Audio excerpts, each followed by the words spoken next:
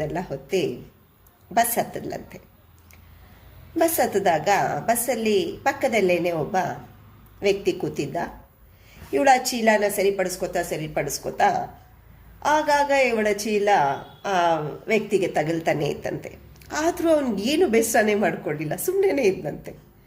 ಇವಳಿಗೆ ಒಂಥರ ಅನ್ನಿಸ್ತಂತೆ, ಇಷ್ಟೊಂದು ಚೀಲಗಳನ್ನ ಹೊತ್ಕೊಂಬಂದ್ಬಿಟ್ಟು ನಾನು ಈತನ್ನ ಅವಾಗವಾಗ ತಗಲ್ಸಿ ತೊಂದರೆ ಕೊಡ್ತಾ ಇದ್ರು ಈತ ಏನು ಕೋಪ ಮಾಡ್ಕೋತಾ ಇಲ್ವಲ್ಲ ಅಂತ ಹೇಳಿಬಿಟ್ಟು, ಕ್ಷಮಿಸಿ, ಇಷ್ಟೊಂದು ಚೀಲಗಳು ಮತ್ತೆ ಮತ್ತೆ ನಿಮಗೆ ತಗಲ್ಸ್ತಾ ಇದ್ದೀನಿ, ನಿಮಗೆ ಕಿರಿಕಿರಿ ಆಗ್ತಾ ಇದೆ ಅನ್ಸುತ್ತೆ, ದಯವಿಟ್ಟು ನನ್ನ ಕ್ಷಮಿಸಿ ಅಂತ ಹೇಳಿಬಿಟ್ಟು, ಯಾಕೆ ನೀವೇನು ದೂರ್ತಾನೆ ಇಲ್ಲ, ನಿಮ್ಗೇನು ಬೇಸರ ಆಗ್ತಾ ಇಲ್ವಾ ಅಂತ ಕೇಳೋದಂತೆ. ಕೋಪ ಬರ್ತಾ ಇಲ್ವಾ ಅಂದಾಗ ವ್ಯಕ್ತಿ ಮುಗುಳ್ನಗ್ತಾ ಹೇಳೋದಂತೆ, ನಮ್ಮ ಪ್ರಯಾಣ ಭಾಳ ಚಿಕ್ಕದು, ಯಾಕೆ ಕೋಪ ಮಾಡ್ಕೋಬೇಕು, ನಾನು ಮುಂದಿನ ನಿಲ್ದಾಣ ಬಂದಾಗ ಇಳ್ಕೊಂಡು ಬಿಡ್ತೀನಿ, ಚಿಕ್ಕ ಚಿಕ್ಕ ವಿಷಯಕ್ಕೆ ಯಾಕೆ ಕಿರಿಕಿರಿ ಆಗಬೇಕು, ನಮ್ಮ ಪ್ರಯಾಣ ಭಾಳ ಚಿಕ್ಕದಲ್ವಾ ಅಂತ ಹೇಳಿದಂತೆ.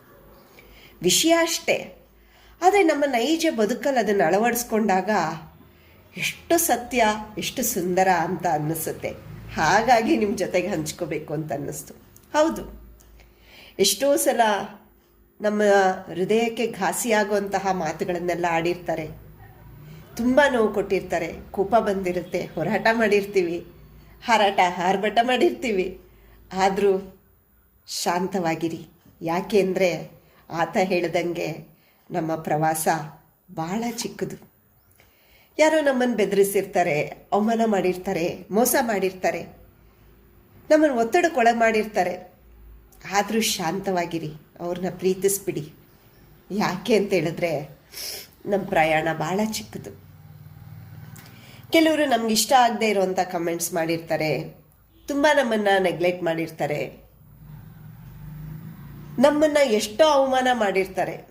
ಬೇಸರ ಮಾಡ್ಕೋಬೇಡಿ, ಅವರು ನಿರ್ಲಕ್ಷಿಸಿದ್ರು ಅಂತ ನೀವು ನಿರ್ಲಕ್ಷಿಸಕ್ಕೆ ಹೋಗಬೇಡಿ. ಅವ್ರನ್ನ ಕ್ಷಮಿಸಿ, ಮತ್ತೆ ಅವ್ರನ್ನ ನೀವು ಪ್ರೀತಿಸಿ, ಶಾಂತವಾಗಿದ್ಬಿಡಿ. ಯಾಕೆ ಅಂದರೆ ನಮ್ಮ ಪ್ರಯಾಣ ಭಾಳ ಚಿಕ್ಕದು.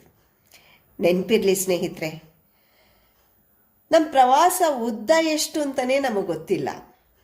ನಾಳೆ ನಮಗೆ ಏನುಂಟು, ಯಾವ ಪ್ರಯಾಣ ನಮಗಿದೆ, ಯಾವ ಪ್ರಯಾಣದಲ್ಲಿ ನಾವು ಇಳಿಬೇಕು, ನಾವು ಯಾವಾಗ ಯಾವ ನಿಲ್ದಾಣದಲ್ಲಿ ನಿಂತು ಹೋಗ್ತೀವಿ ಅಂತ ಗೊತ್ತಿಲ್ಲ. ಯಾಕೆ ನಮ್ಮಲ್ಲಿ ಜಂಜಾಟ? ನೆನಪಿರಲಿ, ಇನ್ನು ಮುಂದೆ ಆದರೂ ನಿಮ್ಮ ಸ್ನೇಹಿತರನ್ನು, ನಿಮ್ಮ ಕುಟುಂಬದವರನ್ನು ಹೊಗಳುತ್ತಾ, ಅವ್ರನ್ನ ಗೌರವಿಸುತ್ತಾ, ಅವ್ರನ್ನ ಪ್ರೀತಿಸುತ್ತಾ, ಅವ್ರು ಏನೇ ತಪ್ಪು ಮಾಡಿದ್ರು ಕ್ಷಮಿಸುತ್ತಾ ಖುಷಿಯಾಗಿದ್ಬಿಡಿ.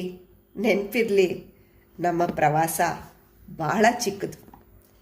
ನಾವು ಬಯಸಿದ್ದು ಸಿಗುತ್ತೋ ಸಿಗಲ್ವೋ, ಆದರೂ ಬದುಕು ಭಾಳ ಸುಂದರ. ನಮ್ಮ ಮಾರ್ಗದಲ್ಲಿ ನಾವು ಹೇಗೆ ನಡಿಬೇಕೋ ಸತ್ಯವಾಗಿ ನಡೆದು ಬಿಡೋಣ. ಯಾಕೆಂದರೆ ಯಾವ ನಿಲ್ದಾಣಕ್ಕೆ ನಾವು ಇಳಿಬೇಕು ಅನ್ನೋದು ಆ ಭಗವಂತನ ಇಚ್ಛೆ. ಹಾಗಾಗಿ ಸ್ನೇಹಿತರೆ, ಮತ್ತೆ ಮತ್ತೆ ಹೇಳ್ತಾ ಇದ್ದೀನಿ, ಈ ಮಾತನ್ನು ನೆನ್ಪಿಟ್ಕೊಳ್ಳಿ, ನಮ್ಮ ಪ್ರಯಾಣ ಭಾಳ ಚಿಕ್ಕದು. ಎಲ್ಲರನ್ನೂ ಗೌರವಿಸಿ, ಎಲ್ಲರನ್ನೂ ಪ್ರೀತಿಸಿ, ಆನಂದವಾಗಿರಿ. ಇಷ್ಟ ಆಯ್ತಾ? ಎಷ್ಟು ಒಳ್ಳೆಯ ಸಂದೇಶ ಅಲ್ವಾ? ಧನ್ಯವಾದಗಳು.